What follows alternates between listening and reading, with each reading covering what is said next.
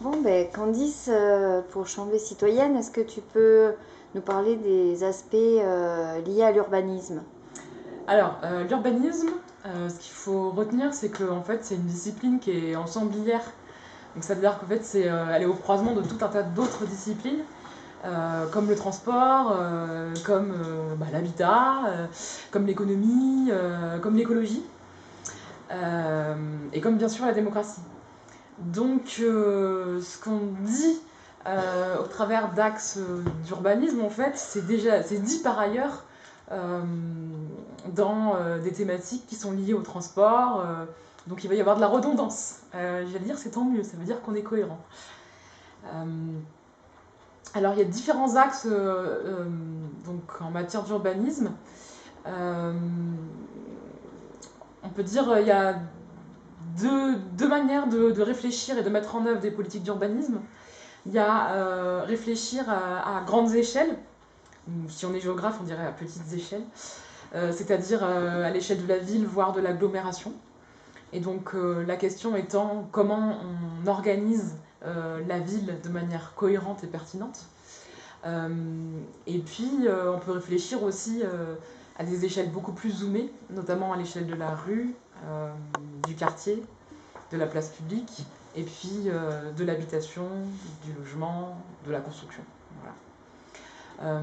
En matière de réflexion large, notre premier axe, c'est de réviser le plan local d'urbanisme intercommunal. PLUI HD, hein, pour son petit nom. Donc, le plan local d'urbanisme, qu'est-ce que c'est? C'est ce document qui va définir ce qu'on met, en fait, comment on ordonne justement la ville, où on met les habitations, où on met les équipements, où on met les commerces, voilà. Et puis sous quelle forme, avec quelle densité, quelle hauteur, quelle volumétrie, quels aspects.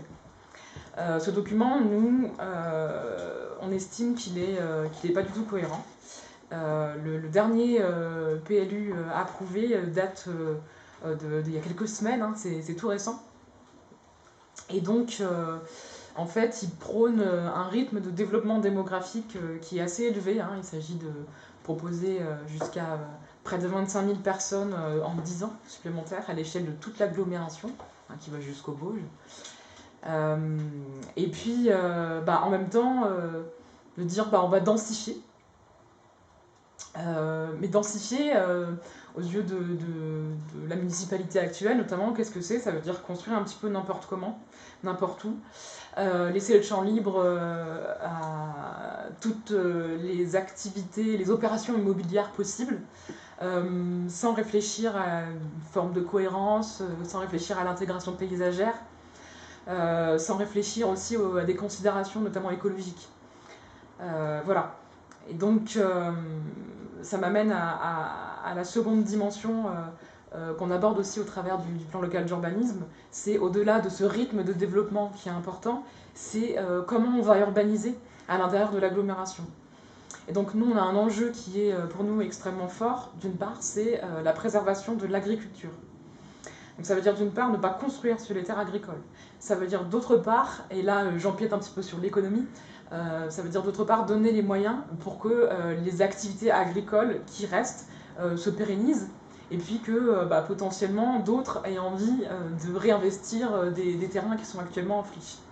Voilà, nous on pense que la ville moderne, la ville en phase avec les enjeux du développement durable, laisse une place importante à l'agriculture. Au-delà de l'agriculture, il y a aussi la nature en ville. Et la nature en ville, c'est quoi? C'est tout ce qu'on peut trouver en fait, de non humain et de non bâti à l'intérieur de l'espace urbain. Donc ça va des petites fleurs qu'on peut trouver sur les trottoirs, les bacs, au parc, aux espaces verts. Mais aussi à ce qu'on peut planter sur ses balcons, juste devant chez soi. Et puis c'est la manière dont on taille les arbres le long des boulevards. Voilà, c'est tout un tas de choses en fait, finalement, la nature en ville. Et nous, on veut vraiment, on veut que ce soit un axe fort finalement des orientations d'urbanisme. On veut développer les toitures végétalisées. On veut qu'elle soit investie par les citoyens pour faire, pourquoi pas, de la culture, de l'agriculture maraîchère, ou des espaces de sensibilisation à la nature, à destination des enfants, voilà. Voilà pour ce qui est de la nature en ville. Un autre point, c'est globalement l'appropriation de l'espace public. C'est faire en sorte que l'espace public, ce soit pas seulement un endroit où on ne fait que passer, où on se croise, mais c'est un endroit où on a envie de rester finalement, où on a des bancs, plus d'aires de jeu pour les enfants, des espaces voilà, où potentiellement il peut y avoir des petites manifestations culturelles de temps en temps, puis des espaces où bien évidemment on peut aussi circuler de manière apaisée.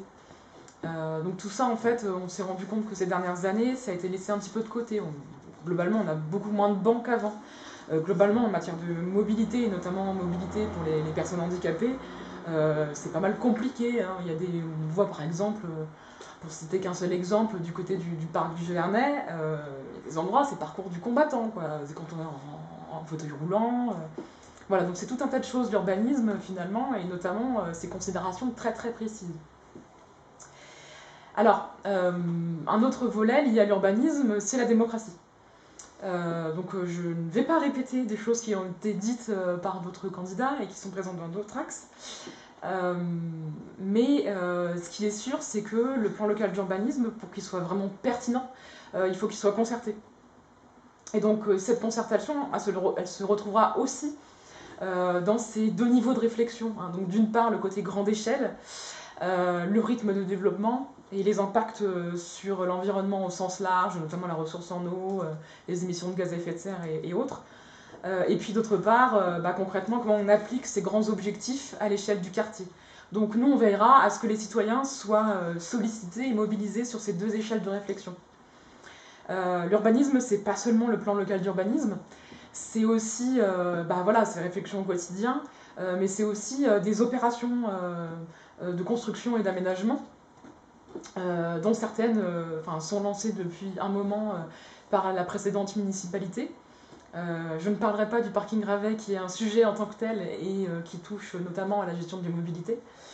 On pourrait citer Vetrotex, on pourrait citer les projets à la Cassine, on pourrait citer Rubanox.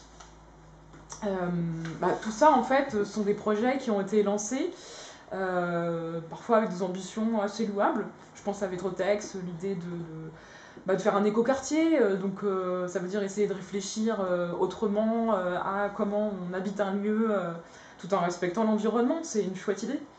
Nous, on pressent qu'il y a quand même des choses qui sont quand même un peu, on va dire, critiquables du point de vue technique. Bon, d'abord, au niveau de la concertation avec les habitants et notamment le voisinage ou les futurs habitants a été quand même globalement limité. On se rend compte aussi qu'en termes de ce qu'on appelle la mixité fonctionnelle, c'est un peu problématique à Vetrotex, c'est-à-dire que globalement, il n'y aura que des habitations. Donc ça, c'est des difficultés qu'on pressent. Nous, ce qu'on veut dire, peut-être pour faire court au niveau de ces opérations, c'est que on veut lancer ce qu'on pourrait appeler, pourquoi pas, un moratoire citoyen. C'est-à-dire, une fois qu'on sera élu, on va tout remettre à plat. On va faire en sorte de geler provisoirement les travaux lorsqu'ils sont en cours. Et on va soumettre ces études à la concertation, donc au grand public. Et on va tous ensemble se poser la question de savoir si ces projets sont pertinents, d'une part. Et puis, d'autre part, s'ils sont effectivement pertinents, la question de savoir comment on les poursuit, de quelle manière. Voilà, donc il y a toutes ces réflexions-là qui seront lancées une fois que la liste Chambé citoyenne arrivera au pouvoir. Merci. Merci. Super.